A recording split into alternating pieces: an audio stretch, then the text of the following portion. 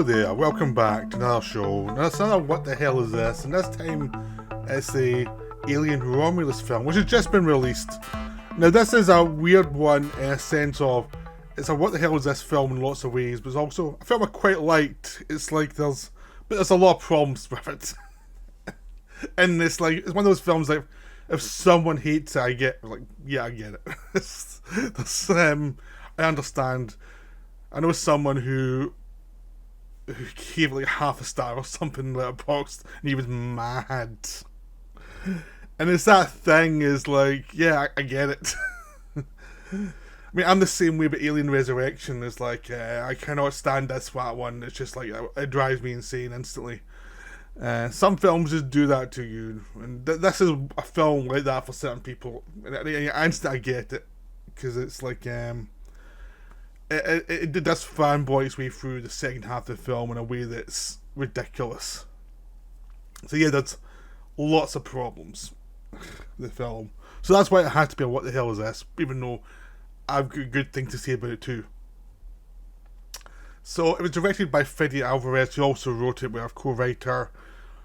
And it's a film that's better directed and better acted than it is written, is the best way to put it. It's like a lot of the production design is terrific, the photography is terrific, special effects are terrific, everything they spent the money is terrific. It's just sometimes what they spent the money on that's not so terrific. I mean, all the actors are game. You've got a mix of experienced actors, they're all kind of young actors, but some, like Kaylee Spenny and Isabella Merced, who've been in films for a long time, so they're experienced. And there's other ones you probably wouldn't have seen very much in films. So it varies, even though they're a young cast.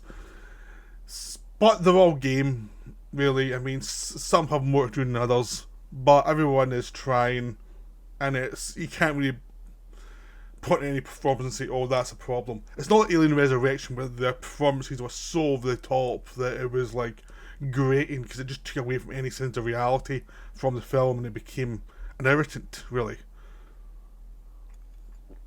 This one, people behave like the way people behave, which is good and bad, in the sense of they behave normal and they do stupid things the way a person in a panic situation would do stupid things. They set up people's limitations early on and their strength limitations, and they come into effect to show you how these people meet their fate. And it's like a typical Alien film where, you know, you got a lot of cannon fodder. Really, it's like, you know most of these people are going to die in horrible ways, and they're setting it up and you're just waiting to see who gets the worst death. And it's like, they set up a guy who's obnoxious, and it's like, you spend the film hoping he dies horribly, and he does. So there's things like that, they understand the genre. But I took my nephew to see this, and his complaint was you could tell what was going to happen. You know who the final girl was, like, instantly. Set up instantly, she's the main character, she's going to be fine, which is Kaylee Spenny. You know she's fine, the rest aren't. You know, and he enjoyed the film too, but it's that thing of, there was this aching predictability of, instead of, after Sigourney Weaver left the series, instead of having a thing where you would change up the protagonist and make it different, the Alien series has stuck to the final girls scenario where you introduce a woman early on in the film, and she's the one you're with the rest of the film, and everyone else is going to die, and it becomes this convention that has become really tedious. And it's one of the things that kill the films now, is like, we know where this is going. It's obvious where this is going. And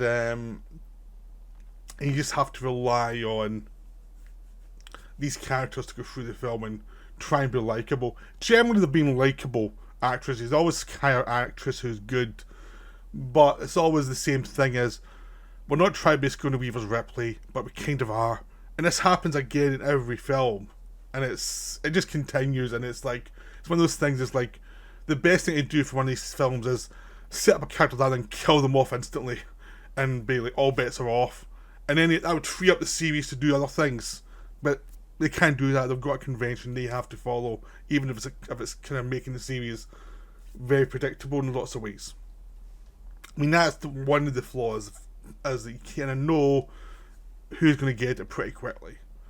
But it's well directed, so you can enjoy that aspect of it. You can enjoy the way the atmosphere builds and the way the situation builds. There's lots of nice things in it as you go. I mean, the first half is the better half. The first half sets up they're on a colony, the people who, they're on a long-term contract with the corporation who's using and abusing them. Most people in this colony die. They're basically coal miners in this colony trying to mine some other thing for these rich people, and life is cheap and you can't really escape, and they extend your contract all the time, so there's no way you're going to escape this thing.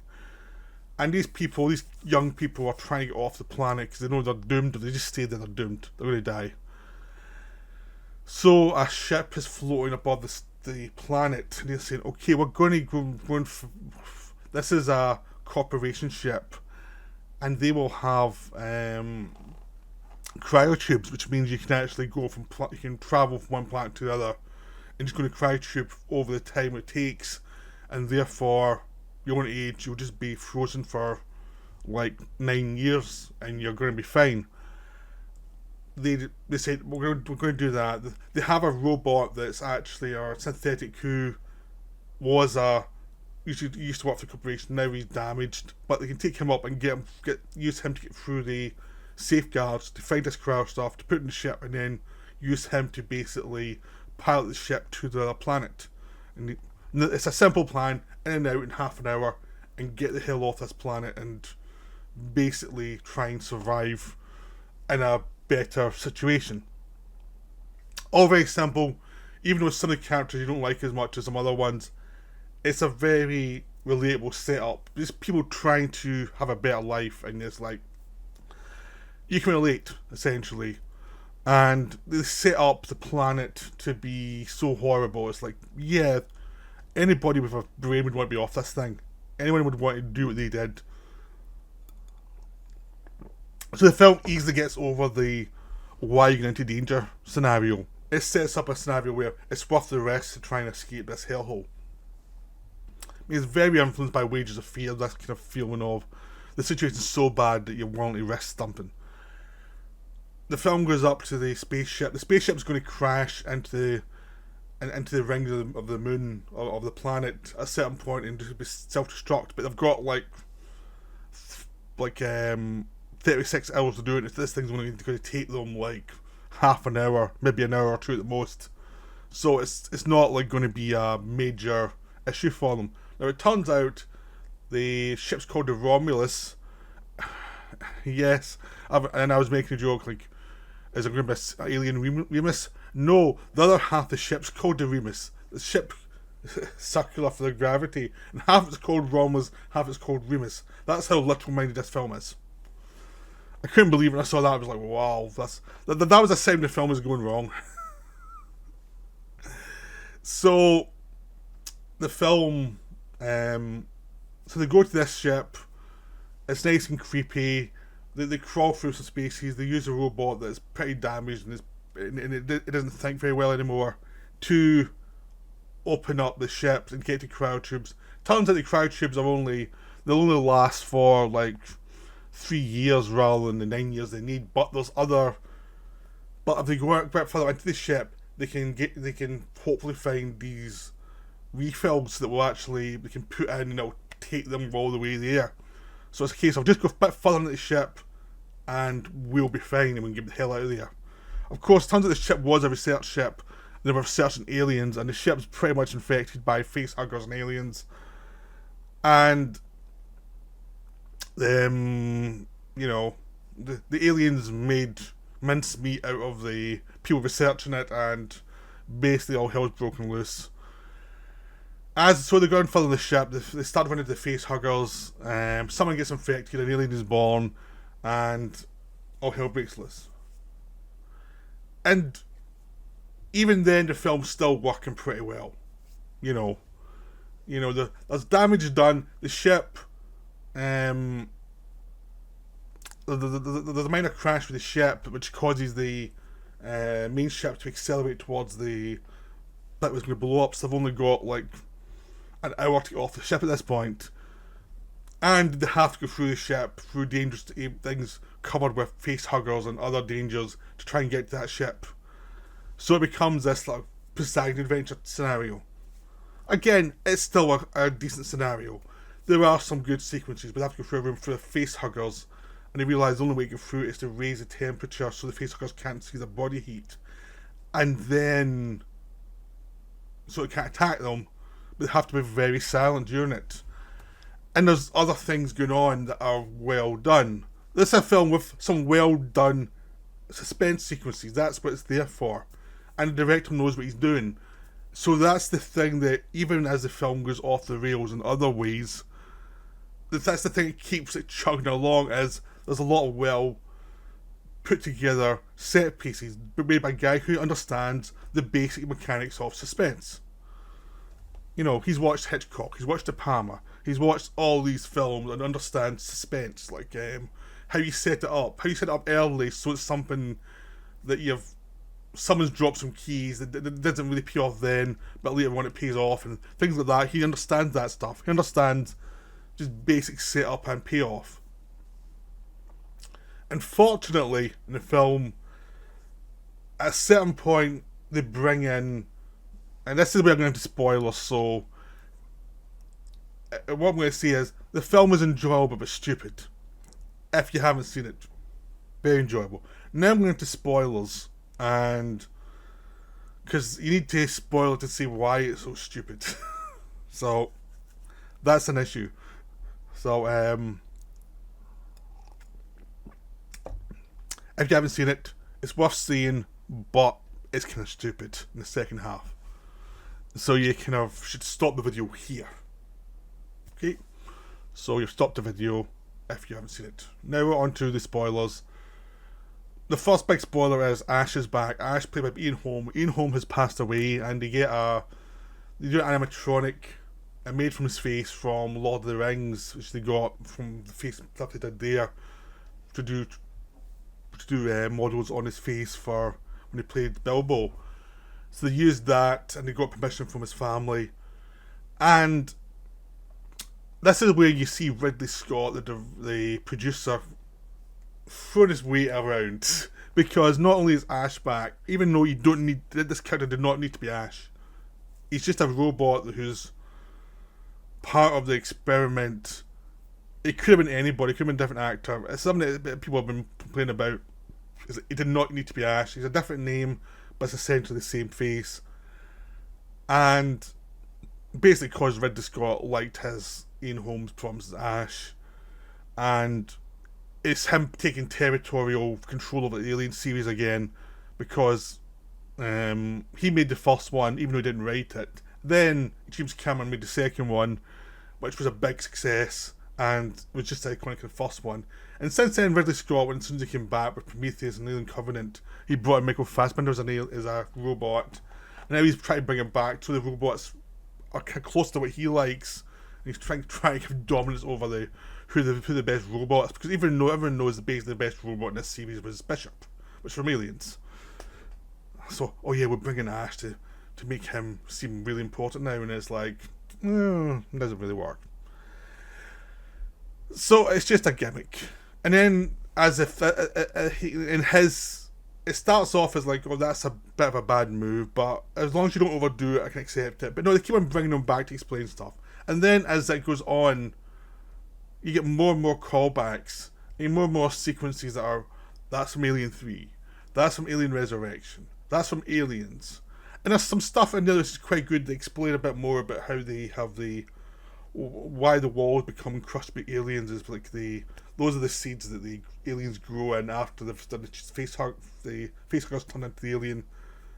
They go into cocoon again and build up from that. And they explain certain things, and that's cool. So not everything they do is just fan service. It's like they explain certain things of why certain things happen, that was just quite cool. But they cannot stop referencing other films in the series, like in a very obvious way. It's like there's a bit where someone says, "Get away from her, you bitch," to the alien. Why? Because they spend the first half dealing with the idea of face huggers and just one alien that's a threat. And then suddenly it turns out there's tons of aliens down the bottom who never come up once, even though they could have sensed life coming onto the ship, there were noises and things that were going through the ship, and it's like, so those all those aliens down the bottom never bothered coming up, even though there was obviously some potential victims. Yeah, doesn't quite make sense. Things like that, and the reason why they added all those aliens was so they could do some aliens of homages. It's like, if you just cut that whole section out, it would have been fine.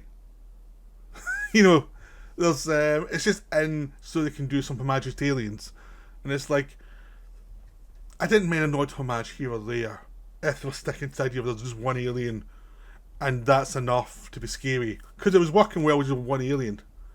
Suddenly they have tons of aliens, and it's like, that's the point where in your mind you go from, okay, this is fun, to, okay, this is stupid. This is really stupid. For me, it was when all those aliens turned up, and it had been, even though there'd been lots of racket going on throughout the film, suddenly they turn up and there's tons of them, and it's like, they're only there for 5 minutes, they're easily killed.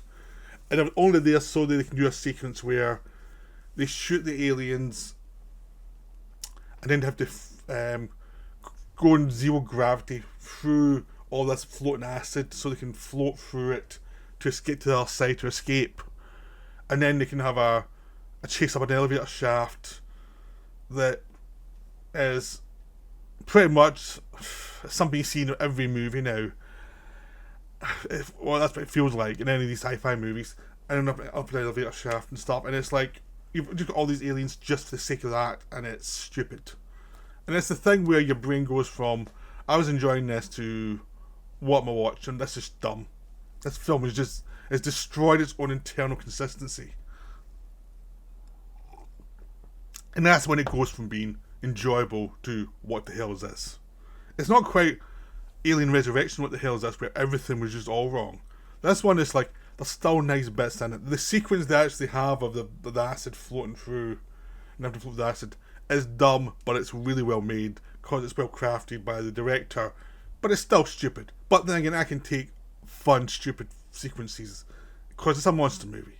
I can take that. It's just how they created the circumstances for it that bugged me, because it was like, there's no internal consistency between what you were setting up and what you're suddenly doing. You just added stuff just for the sake of it. So you've got that problem. And of course they would say, oh, we set it up because we're all the people. Yeah, I know, but why didn't the aliens just come up much earlier? Because you basically didn't want them up until you could do all these alien homages and all these suspense sequences. Now you want action, but you had the action wasn't set up logically. Because the thing is, in Aliens, the reasons for why the aliens do certain things are all planned out logically, so you can, when it actually comes to the pass of why these things happen, it all makes sense. They would do this for this reason, they do this for this reason, all makes sense. And this one, not really. It just is like, why are they're all embedded in this one area and they don't go and investigate when another ship shows up? Huh? Are they all dumb? So I mean, just the eternal consistency of why things happen and when just doesn't work in this film, and it's just there to create other problems and other sequences. There's also a bit where Isabella Merced's character, she's been injured, and they found out there's this goo that was the thing that they'd been researching with through Prometheus and Alien Covenant, where it was like the idea that they were investigating the alien to see how, because they could survive in the atmosphere and all this other stuff, and we're trying to find a survival gene. That was what they were looking for, so human beings could live longer and last longer. And they say they found it, and she's bleeding out, so she takes the thing even though she's pregnant. And it's like, even though they were told her, don't take it, just go onto the cryotube, hide yourself there and you'll be fine. No, she takes it and causes the next act of the film to happen, where they escape from the ship, and suddenly in the ship there's this other creature comes out of her that looks like one of the engineers from Prometheus, but tied also as an alien. And it's a creepy image. It's a really well done image. How they got to it, they could have been vastly improved. I mean, really, someone should have stuck her with it rather than her sticking herself with it. That should have been the case. And honestly, they could have had that creature emerge earlier and through the ship, replacing those multiple aliens that we saw, and it could have been worked out a lot better. You know, because it could have been two aliens that they're dealing with, and it could have been a little scarier. Instead, it's a big surprise act, even though it's not a surprise at all. But it's a creepy image. It does what Alien Resurrection tried to do, is make this creepy human alien hybrid. And Alien Resurrection, it felt like it was just making it handicapped looking and making it creepy that way, as if you were maybe scared because it looked kind of deformed, and that was like pretty tasteless. This one, not as a beautiful but nasty creature, and it's like, okay, this is an interesting villain who unfortunately is only in it for 10 minutes. And it's like, well, not only do you not have it in the film for much longer, which would have made it much more interesting, you also have lots of stupid stuff rather than getting to that point. And that was the point you want to try to get to in the first place. And it's like, it's just a film that's scared of what it wants to do. It's like, no, we'll do the conventional thing for a while. But unfortunately, the conventional thing isn't entirely consistent with what's going on in the story. So it creates this thing, it's like, I'm really trying to like you, and I like a lot of the craftsmanship, but the writing is bad.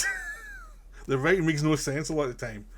Even though there's like, the actors are all doing their best. I mean, the guy who plays the robot, synthetic human, is really good because he plays the kind of broken version, and he plays the guy who's suddenly been upgraded and he's suddenly works for the company so he can become a villain, and then he comes back to something else. And it's like very well performed. All the performances are committed, but it's just like how they get from A to B to get to the bits they want to get to. They can't help but stop and do a hey, remember this? Hey, remember this? And it becomes this kind of habit of someone who's at a party who can't shut up and keeps on trying to look cool, and it's that thing that's killing the film. And that's the real problem with the film. It's just this sense of we need to keep imagining these other bits in the film series, and when they're not doing that, the film's working fine. When they're moving ahead in their own way, the film works. Some people might like it, some people won't like it, but at least it's different. It's just trying something different, and then they have to keep on pulling it back, because it's like, yeah, the alien human hybrid, they did it before, but they did it badly before. Now they did it properly, and it's like, well, people would have accepted that if you'd had less nonsense getting there. It's just there's like half an hour in the middle to the end of the film where it's like, it's just basically having action there, and it's blowing the budget up, and it's not needed because it's like, yeah, a few of these people are going to die and that's it, but you're not really that concerned for them.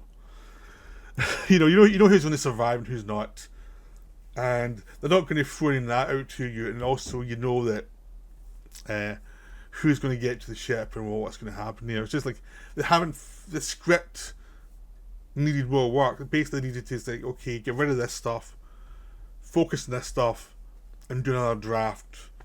It's one of those films that could have been done with being said, you're getting less budget, so cut down on all those aliens, and you'll be a much better film.